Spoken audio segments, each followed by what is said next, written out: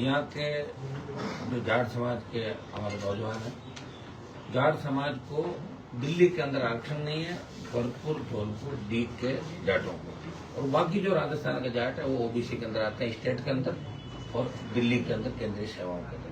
भरतपुर, धौलपुर पहले जिले थे, अब डीग एक नया जिला बन गया, 3 जिले हो गए। पहले भरतपुर, धौलपुर के नाम से दो जिलों का ही आंदोलन चल रहा था, और उसमें भरतपुर, धौलपुर को पहले स्टेट ओबीसी के अंदर लिया भी था। पूर्ववर्ती सरकारों ने, कांग्रेस सरकार ने, बीजेपी सरकार ने प्रयास किया। एक बार सुप्रीम कोर्ट ने 2014 के अंदर भाजपा की सरकार आई तो 14 में धौलपुर, भरतपुर सहित हमारे 12-13 जो जाटों के स्टेट थे उनका आरक्षण दिल्ली में नहीं देने की बात कही। और हरियाणा का जाट लगातार हरियाणा के अंदर जाट आरक्षण को लेकर आंदोलित है, बहुत बड़ा संघर्ष किया। 3-4 दर्जन से ज्यादा नौजवानों ने सीने पे गोलियां खा के बलिदान दिया। जाट एक जो देश में सबसे बड़े आरक्षण के आंदोलन हुए, उसमें राजस्थान का गुर्जर आंदोलन, हरियाणा का जाट आंदोलन, जिसमें सबसे ज्यादा साधक गुर्जर भाइयों ने 72 से ज्यादा और जाटों 40 से ज्यादा हरियाणा के अंदर दी। और महाराष्ट्र का जो मराठा आरक्षण का आंदोलन थे, गुजरात का पटेल पाटीदार लिंगायत से लेकर देश के अंदर अलग अलग आरक्षण के आंदोलन चले। निश्चित रूप से सरकार आश्वासन देती है, उसके बाद मुकर देती है, और फिर उन लोगों को कहीं ऐसा लगता है कि हमें वादा करके सरकार की मुकरी। यही कहानी धौलपुर, भरतपुर नए जिले डीग के जाटों के साथ हो रही है। जाट समाज स्टेट के अंदर बीजेपी की सरकार है, दिल्ली में बीजेपी की सरकार है, और इस बार जब ये लोग आंदोलित थे पिछले कुछ महीनों पहले, तब यहाँ के 2 मंत्री जाके उनको आश्वासन देकर आए और उन्होंने कहा भाई केंद्र की सूची के अंदर जल्दी आपको शामिल करा देंगे। वसुंधरा के समय दिल्ली चिट्ठी भेजेगी आरक्षण देने के बाद, दोबारा कोर्ट की जो राइडर था उसको हटा के, उसके बाद स्टेट ऑफिस में भरतपुर, धौलपुर, डीग के जाटों को भी आरक्षण का लाभ मिल रहा है, लेकिन दिल्ली के अंदर नहीं मिल रहा। और वसुंधरा के बाद गहलोत, और गहलोत के बाद दोबारा भजनलाल सरकार, इन्होंने भी दिल्ली के अंदर भरतपुर, धौलपुर, डीग के जाटों को आरक्षण की बात कही है। दिल्ली में ये आयोग के पास पेंडिंग है, आयोग अपनी रिपोर्ट दे और कैबिनेट चिट्ठी जारी कर देगा कि धौलपुर, भरतपुर और डीग के जाटों को भी राजस्थान के बाकी जाटों के साथ दिल्ली के अंदर, क्योंकि अपना दिल्ली में जाट समाज का आरक्षण सिर्फ राजस्थान के जाटों को ही है। तो ये इनकी वाजिब मांग है, और इसको लेकर डेरा मोड़ पे भी पिछले कुछ महीनों पहले आंदोलन किया था, और उसमें मुझे आमंत्रित किया, वहां की सांसद भी थी, बहुत से जाट नेता थे, मैं जाके भी आया था, और उस समय हमने समय कुछ मांगा था। अब आरक्षण संघर्ष समिति, जो जाट आरक्षण संघर्ष समिति बनी हुई है, उन्होंने 21 तारीख रखी थी। भरतपुर के अंदर लाखों लोग शामिल होंगे और दिल्ली को चेतावनी देंगे कि हमारा हक अधिकार हम लेते रहेंगे, जाट समाज को, डीग, भरतपुर, धौलपुर के जाटों को दिल्ली में आरक्षण का लाभ मिले, ये उनकी मांग है। और 21 को जब कुछ परिजन और कुछ नीट के बच्चे मेरे से मिले, उन्होंने कहा साहब 21 को तो नीट का एग्जाम है, तो इसको तारीख को आगे बढ़ाओ। हमने तुरंत उसको 21 का उनसे आग्रह किया आरक्षण संघर्ष समिति में, इसको एक दिन आगे बढ़ाओ, बल्कि संडे ठीक रहता हम लोगों के लिए, सब लोग फ्री रहते, लेकिन फिर भी बच्चों का ध्यान रखते हुए हमने 22 तारीख इसकी करी है। और 22 तारीख को उन्होंने मुझे आमंत्रित किया है। भरतपुर के जाट आरक्षण आंदोलन का जो महारेला हो रहा, 2 लाख से ज्यादा वहां लोग जुटेंगे कल, और मैं पूरे नौजवानों के साथ यहाँ से आरक्षण आंदोलन करते। पहले भी विधानसभा और लोकसभा के अंदर दर्जनों बार मैंने धौलपुर, भरतपुर, डीग के जाटों का आरक्षण की पैरोकारी करी, और मैं जाट समाज ही नहीं, चाहे गुर्जर आरक्षण आंदोलन चला, चाहे दूसरे आरक्षण के आंदोलन चले, जहां भी मेरी आवश्यकता पड़ी, मैं प्रत्येक समाज के आरक्षण के पक्ष में रहा। चाहे आर्थिक आधार पर आरक्षण की बात चली, वहां भी हनुमान बेनीवाल का स्टैंड क्लियर था। लड़ते हैं लोकसभा और विधानसभा के अंदर, तब लोग ये सोचते हैं भाई ये हमारी लड़ाई है, इनको आमंत्रित करना। इसलिए भरतपुर विशेष रूप से वहां की जो आरक्षण संघर्ष समिति है, उसने मेरे पे बड़ा भरोसा किया और मुझे कल आमंत्रित किया। कल मैं हजारों लोगों के साथ कल भरतपुर के जाट आरक्षण आंदोलन की जो सभा हो रही है संघर्ष समिति की, उसके अंदर मैं अपनी उपस्थिति दर्ज कराऊंगा। और दिल्ली सरकार को हमारी चेतावनी कल भरतपुर से कि अगला कदम क्या होगा, वो सभा स्थल से हम तय करेंगे कि कल हमारा अगला कदम क्या होगा, कि वहीं से तय होगा। और पूरे देश के अंदर हम फिर इस आंदोलन को धीरे धीरे जहां जहां आवश्यकता है, ये हमने आपको बताया, प्रदेश, दिल्ली, जहाँ स्टेट के अंदर जाट समाज को आरक्षण है, यूपी, उत्तराखंड, हिमाचल, एमपी, बिहार, गुजरात, पंजाब और हरियाणा के अंदर स्टेट में जाट ओबीसी के अंदर नहीं है। तो ये जो स्टेट मैंने बताया, इसमें अमित शाह जो देश के गृह मंत्री थे, इन्होंने दिल्ली के अंदर और यूपी के जो चुनाव थे उसमें भी ये कहा था जाटों को दिल्ली में आरक्षण मैं दिलाऊंगा, ये मेरा मूंछ का बाल है। ये अमित शाह ने अपने मूंछ का बाल एक तरीके से जाट समाज के उन चौधरियों के पास, उन खाप के जो प्रधान थे उनके सामने रखा, वही मैं दिलाऊंगा, आप आंदोलन समाप्त करें और भाजपा के साथ जुड़ें। और जाटों ने तमाम दिल्ली के अंदर बीजेपी को वोट किया, यूपी में बीजेपी को वोट किया, तमाम स्टेट में बीजेपी को वोट किया और उसका परिणाम अभी तक जीरो रहा।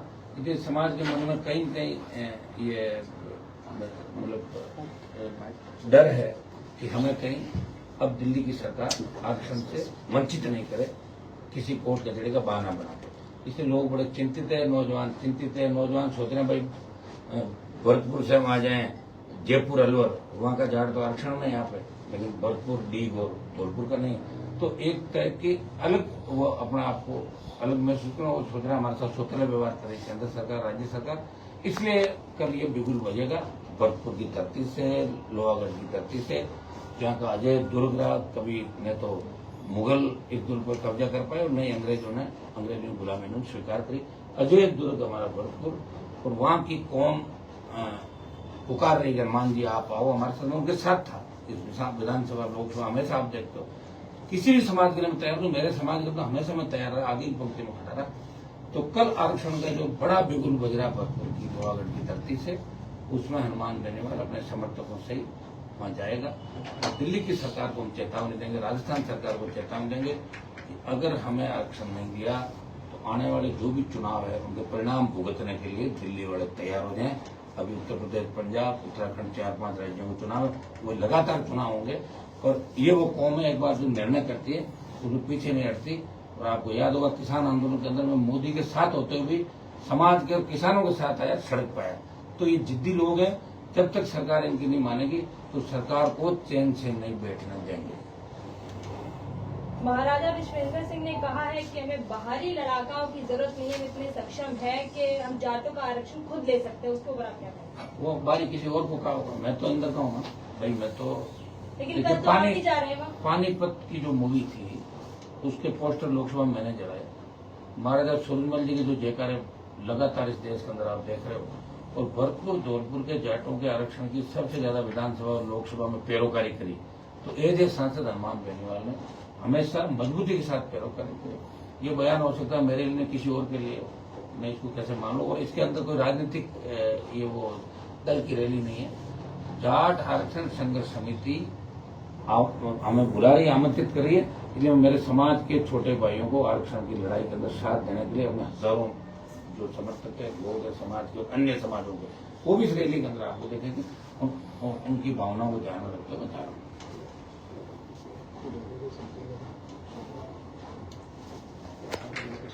पूछो फिर कोई याद रह जाएगा, पूछो।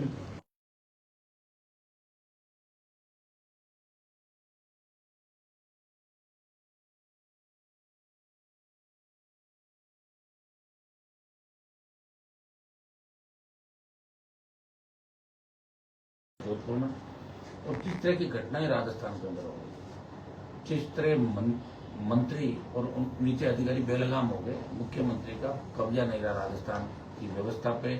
मुझे लग रहा है कि सीएम को ऐसे हालात के अंदर इस्तीफा दे देना चाहिए। अब नहीं समझ रहा राजस्थान इनसे, सिवाय मजाक के पात्र बन के रहते। उनके हर बयान का मजाक उठता है और अब तो मजाक की जो किताबें छप रही है, मुझे लग रहा है उसमें भी इनके नाम की किताबें, भजन लाल जी के नाम से मजाक के जो चुटकुले चलेंगे वो इनकी किताब आने वाले समय में ज्यादा चलेगी। राजस्थान के अंदर पूरा वेस्टर्न राजस्थान और जयपुर हम बैठे, यहाँ पीने के पानी को लेकर बहुत बड़ी दिक्कत है और सरकार शुद्ध नहीं ले रही। जून में उनको याद आ रहा है कि कंटेंजेंसी से ट्यूबवेल खुदाएंगे, पाइपलाइन साफ करेंगे। ये काम वो जनवरी में कर लेता है, पता था ना मई जून अप्रैल तो आने वाला ही है। और एमपी एमएलए को भी जो कंटेंजेंसी का बजट है वो नहीं दिया गया। दुर्भाग्य राजस्थान का स्वास्थ्य सेवाएं कल में बीकानेर जाके आया था, क्योंकि इन्फेक्शन ज्यादा है, हॉस्पिटल में नहीं गया, मेरी टीम पहले गई थी। इस तरह पशुताएं दम तोड़ रही है और स्वास्थ्य मंत्री मौज मस्ती के अंदर मस्त है, उनको कोई लेना देना नहीं। जिसका ये बयान है कि पशुताएं ना सरकार भारतीय जनता पार्टी के लोग दुखी हैं कि आखिर हम किसके पास जाएं, क्योंकि वसुंधरा जी से बड़े मुश्किल से मैंने पिंडा छुड़ाया, तो भजनलाल जी आए, सोच रहा पिंडा वसुंधरा छोड़ के भजनलाल जी जाए काम लोग। भाई आम कार्यकर्ता को बीजेपी ने सीएम बनाया, लेकिन बदले में 2.5 साल में क्या मिला? 11 सीट हारी लोकसभा की और 5 में जो जीते बेचारे हाथाजोड़ी करके जीते हमारे जैसों की। अरे साहब आम मजरा मर जाएंगे। 16 जोड़ लो, 16 हारे हुए थे ये, और यही हालात है। तो राजस्थान में आगे तो राजस्थान का माइंड लोगों का सेट है। अब हमें माइंड सेट में इतना ही करना है कि जो माइंड बीजेपी बीजेपी है ना, उसको ये करना बीजेपी आरएलपी फिर कांग्रेस, ऐसा माइंड सेट हो जाएगा इस बार। नौजवान निकल पड़ा, देखो आप सड़कों पर 3-3, 4-4 बजे सुबह देखो खड़े हैं लोग, लाखों लोग खड़े हैं, बस हो गया बदलाव करेंगे। तो ये निश्चित रूप से बहुत बड़ा बदलाव हो रहा है। एक बॉर्डर सेक्टर के अंदर ये बहुत ज्वलंत मुद्दा है कि ये मुस्लिम हिंदू उनके जो सामाजिक पैरोकारी करते हैं, ये समाज के लिए काम भी करते हैं, सामाजिक एकता का काम भी, जो बॉर्डर के अंदर हिंदू मुस्लिम इलाके जहाँ पर पाकिस्तान बॉर्डर लगता है, वहाँ देखिए देश की सुरक्षा हमारे लिए भी उतनी महत्वपूर्ण है जितनी भारतीय जनता पार्टी। देश हमारे लिए पहले है, लेकिन सुरक्षा की आड़ के अंदर अगर अपन गोचर के नाम पे, दूसरे नाम पे, अगर वो प्रतिबंधित इलाका है वहां अगर निर्माण नहीं कर सकते, 100% हटा सकता है, क्योंकि देश की सुरक्षा सबसे पहले है। लेकिन आप टारगेट करके वहां से 50 किलोमीटर, 40-60 किलोमीटर किसी गांव से अगर बिना नोटिस दिए आप एक मस्जिद हटाते हो और उस इलाके में जो दूसरा अतिक्रमण है गोचर उसमें नहीं हटाते हो, तो कहीं न कहीं मुस्लिम समाज को लग रहा है कि हमारे साथ भेदभाव किया जा रहा है। मेरा सरकार से आग्रह, राजस्थान की सरकार, दिल्ली की सरकार से, देखिए मंदिर मस्जिद आपने जयपुर में भी हटाए, लोगों की धार्मिक भावना इनसे जुड़ी हुई है। एक बार लोगों से बात करें, जो हमारी देश की सुरक्षा के अंदर आड़े कोई भी चीज आ रहा पक्का निर्माण, उसको ध्वस्त करें, हटाएं, उसमें हम साथ हैं। लेकिन उसकी आड़ के अंदर आप 1000 आदमी ले जा रहे हो, 500 पुलिस ले जा रहे हो, लोगों को घरों बंधक बना के वही तोड़ रहे हो। अरे भाई क्या कर रहे हो, किसके कहने से करो? को नोटिस दिया क्या आपने? 50 किलोमीटर दूर कौन सी अगर मंदिर मस्जिद है तो कौन सी सुरक्षा के अंदर बाधक है, ये हम जानना चाहते हैं। किसी भी समाज की भावनाओं को ठेस नहीं लगे, विशेषकर बाड़मेर जैसलमेर के मुस्लिम समाज के बहुत से लोगों ने मेरे से बात करी, और मैं दिल्ली की सरकार और बीजेपी की राजस्थान की सरकार को कहना चाहता हूँ कि चला के धार्मिक भावनाओं को ठेस नहीं पहुंचाए।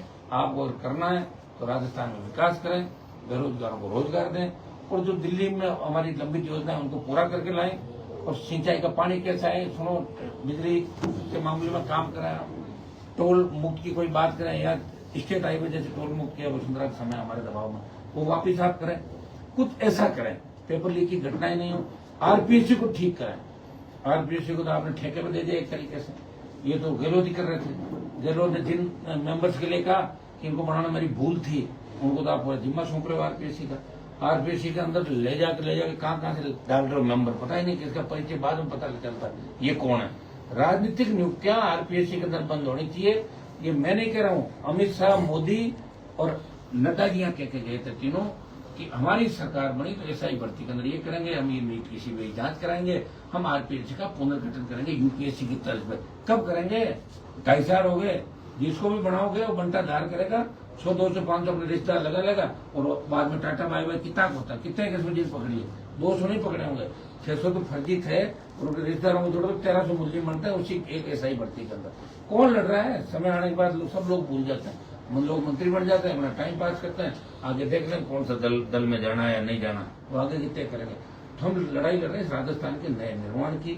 कोई नौजवान आत्महत्या नहीं करे, कोई परेशान छात्र सुसाइड नहीं करे, किसी तरह की तकलीफ नहीं हो, कानून का राज हो, बहन बेटियां 12 बजे भी सुरक्षित निकले सड़कों पे, ऐसी व्यवस्था में राजस्थान के अंदर कर्ज किसान और रोजगार, डिग्री से पहले रोजगार की गारंटी, ये राजस्थान हम चाहते हैं। वो रिफाइनरी के अंदर जो आग लगी, जो जिला कलेक्टर बालोतरा के अंदर बैठा है, वो तो रिफाइनरी का जो एरिया और रिफाइनरी की जो बिल्डिंग और इनका पेट्रोलियम वालों को चल रहा है, उसमें उन्होंने बड़ा बंगला हथियार रखा है, 3-4 फ्लैट ले रखे हैं वहां पर, और इतना बड़ा ताकतवर आदमी है कि मोदी की सभा से पहले इतनी बड़ी आग लग जाए और कलेक्टर हटे नहीं, इसे आप अंदाज लगा सकते हो इस सरकार में कुछ भी हो सकता है।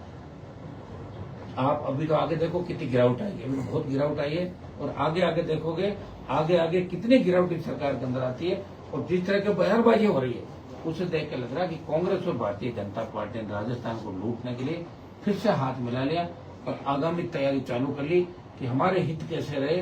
कुछ गिने चुने लोगों को जाति के नाम से मंत्री बना दो, कुछ को राज्यसभा में भेज दो, कुछ को इधर भेज दो, कुछ को उधर भेज दो, वो चेहरे दिखेंगे ये फलानी जाति से फलानी जाति से। और मजबूत जो लड़ाके लोग हैं वो कई लोग इस व्यवस्था के अंदर उनका दम घुट रहा है। और राष्ट्रीय लोकतांत्रिक पार्टी इस बार राजस्थान का बड़ा विकल्प बनेगी। आप देखना, आप बार बार तेजी समझो कई कारण हो जाते हैं, कई कमियां रह जाती है। और चूंकि राजस्थान में परंपरा नहीं रही तो परंपरा हमने चालू करी पार्टी बना के, समय लग सकता है लेकिन 28 राजस्थान के नौजवानों का हाथ में होगा, उनके मनपसंद सत्ता राजस्थान में बनाएगी। नेताजी तबादले खोल दिए गए हैं लेकिन अभी भी आम कर्मचारियों को नेताओं के पैर पकड़ने पड़ रहे हैं। देखिए, तबादले खोल दिए तो भारतीय जनता पार्टी के कुछ विधायकों को जो पैसा कमाने का कई जगह मौका चूक गए, उनको एक अच्छा मौका मिल गया, उनके लिए दिवाली आ गई। जो 40% वाले हैं 30% न्याय हो गए, अभी तो लिस्टें बनाने लग गए। तो इस तबादले सीजन में 2 करोड़ ले पड़ो, 1 करोड़ ले पड़ो, 5 करोड़ ले पड़ो, ये धंधा करेंगे। और क्या, तबादला वाजिब लोगों का नहीं होता और एक धंधा हो गया। लोग नेताओं का तबादला कराने जाते नहीं, सिर्फ उन्हीं नेताओं के पास जाते हैं जो पैसा लेकर उनका काम निकाल दे। बाकी तबादला सबको पता कैसे तबादला, स्वास्थ्य मंत्री जी के पैर में पड़ती हुई नजर आ रही है एक नर्सिंग कर्मी। स्वास्थ्य मंत्री को तो मैंने बता दिया ना, वो अभी पारिवारिक कलह के दौर से गुजर रहे हैं। बड़ा पारिवारिक कलह, कभी भी बम फूट सकता है। बड़ा थैंक यू।